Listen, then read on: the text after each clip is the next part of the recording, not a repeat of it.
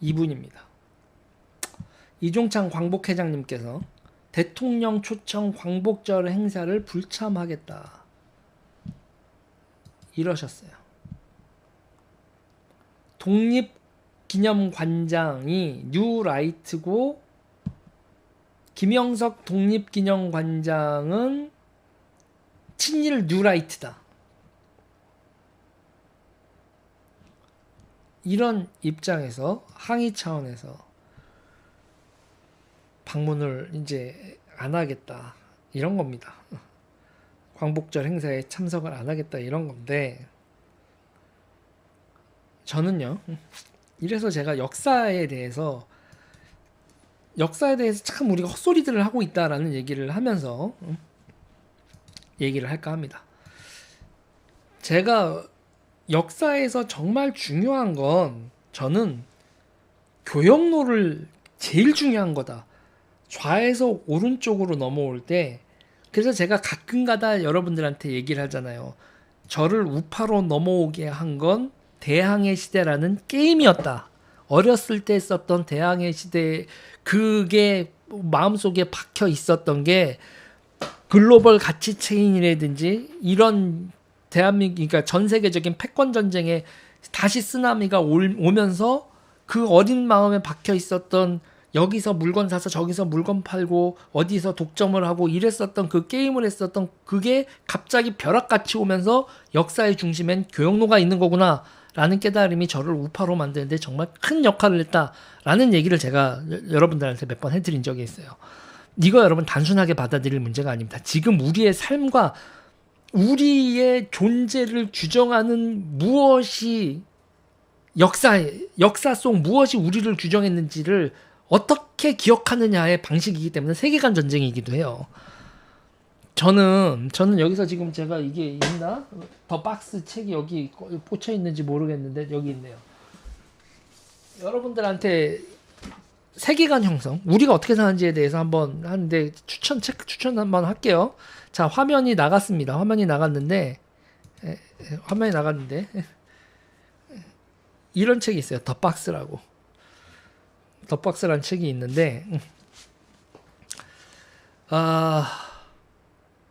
여러분 이게 컨테이너 얘기하는 겁니다. 컨테이너 얘기하는 거예요. 이 얘기를 시작을 하겠습니다.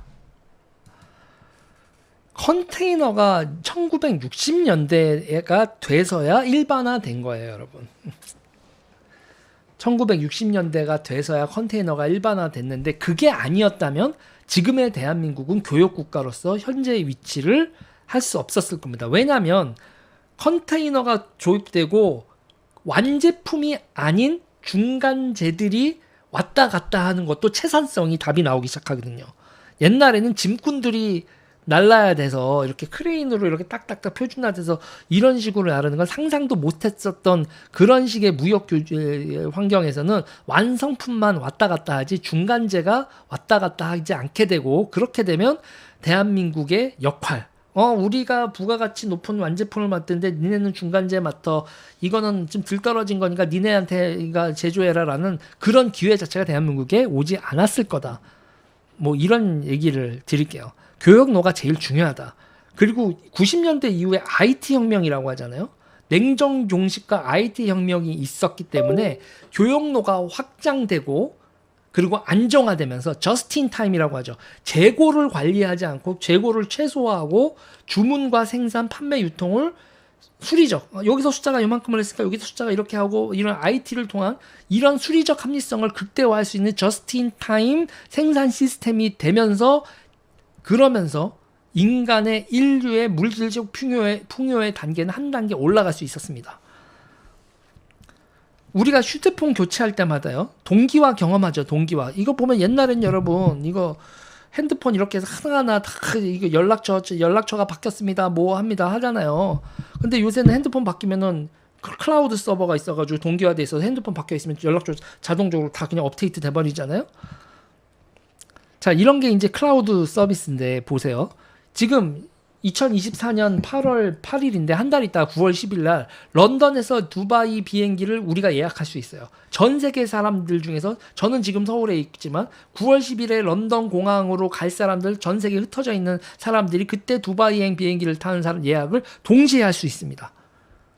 항공사들 얼라이언스 서비스 뭐 이런 거 있잖아요. 클라우딩 컴퓨터 요번에 이제 MS가 빵꾸 나면서 항공사들 난리가 나는 일이 있었지만 그 이면을 한번 생각해 보세요. 클라우딩 컴퓨터 환경을 사용함에 따라 모두가 다 동시에 열려 있는 예매 창구를 전 세계에서 다 이용할 수 있죠.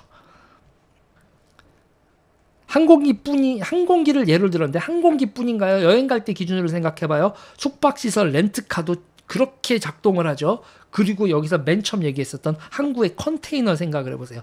여기서 물건 실어서 여기서 내리고 여기서 다시 물건 실고 물건 내리고가 전 세계 클라우드 서비스 환경에서 우리가 소비자 앱으로 쿠팡 같은 데서 접속하고 클라우드 서버는 모든 물자가 어디서 어디로 움직여야 할지 답을 내놓고 있어요. 그게 우리가 사는 세계예요. 백화점에서 물건을 사던 쿠팡에서 우리가 소비를 하던 우리가 소비를 하는 순간 최종재를 우리가 소비하는 순간 부속품, 중간재 이런 것들도 다 같이 움직여져요. 물류창고에서. 클라우딩 컴퓨팅이 만든 환상적인 세상이고 이 모든 것을 계산하고 판단하는 AI와 로봇의 세상까지 지금 오고 있죠. 이미 일정 정도는 왔고. 이 모든 게 여러분 뭐라고요? 역사의 산물이에요. 이 모든 게 역사의 산물입니다. 패권 전쟁의 산물이고 패권 전쟁의 결과에 따라 움직이는 교역로와 금융의 산물이에요. 제가 이걸 왜 오늘 이종창 광복회장 얘기가 나왔는데 이 얘기를 왜 하냐면 역사는 여러분 이렇게 봐야 됩니다. 우리가 사는 세상의 역사의 중심엔 이거로 봐야 돼요. 교역로와 금융을 통해 움직이는 것이 뭐예요, 여러분? 부가가치입니다. 그 부가가치의 흐름을 누가 통제하고 가장 큰 지분을 가져가느냐, 그게 투쟁의 핵심입니다. 패권쟁패의 핵심은 부가가치의 흐름을 통제하는 자가 자기가 통제는 하면서 나눠주겠어요? 자기가 가장 큰 지분을 가져가지? 그게 식민지고 그게 제국주의입니다. 이거를 친일이냐 뭐냐 그런 소리를 하고 있는 순간 부가가치 네트워크에서 우리는 배제되는 겁니다. 여기서 친일이냐 뭐냐 민족정기냐 그런 소리를 한다고 그것 때문에 독립이 된 게 아니고 이런 거대한 그레이트 게임의 흐름 속에서 우리는 식민지가 됐고 그런 그레이트 게임의 미국의 패권국 미국의 제조업 국가로 미국에 딱 붙어서 여기까지 왔고 그런 흐름에서 뚱 떨어져 가지고 엉뚱한 짓 하다가 식민지 됐고 그런데 지금 식민지 타령하고 친일 타령하는 분들은 그런 행동이 우리를 이 부가가치 가치 체제와 패권 쟁패에서 주변 국가로 우리를 내모는 행동이라는 생각 자체 그런 반성을 하셔야 된다고요. 이종찬 회장님. 도대체 역사를 얼마나 만만히 보고 세계에서 부가가치가 움직이는 거에 대해서 얼마나 만만히 보길래 아직도 제국 차력 친일 타령을 하냐고. 일본은 지금 우리의 동맹국가로 간주돼야 될 나라라고요. 제가 제 정치적 주적에 대해서도 정리를 할게요. 역사는 부가가치의 통제권 그리고 그 원천에 대한 소유권에 대한 논쟁을 중심으로 움직입니다. 왕은 토지에 대한 통제권을 가진 자고요. 황제는 무역로를 통제하는 자입니다. 제국은요.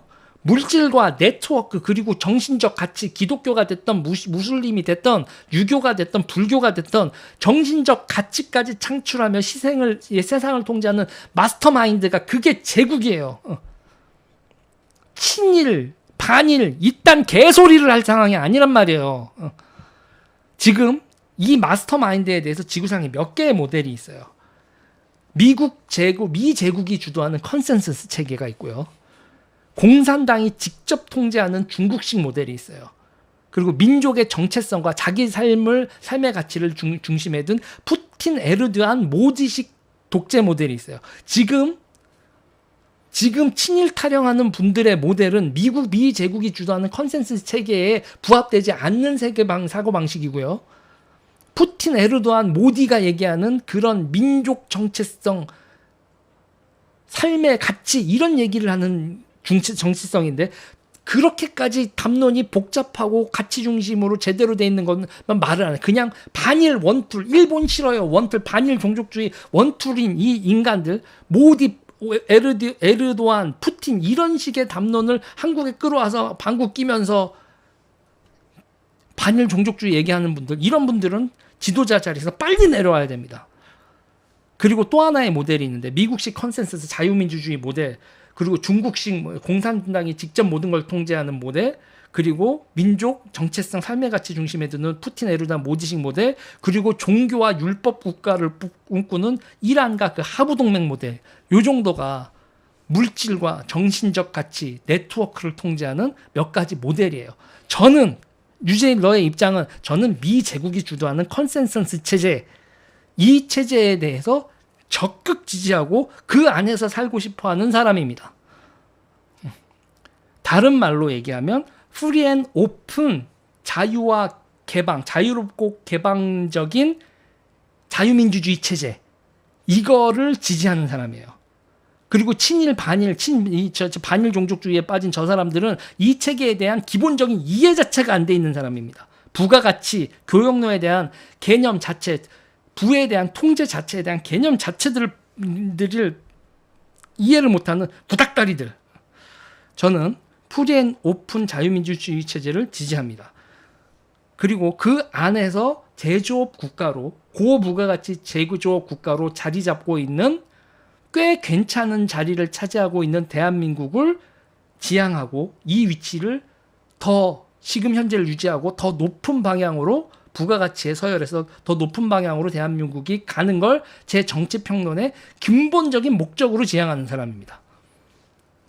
이 시스템을 유지하고 정체성과 가치를 지키는데 치중하는 우파, 저는 이 체제를 지키기 때문에 우파인 거예요.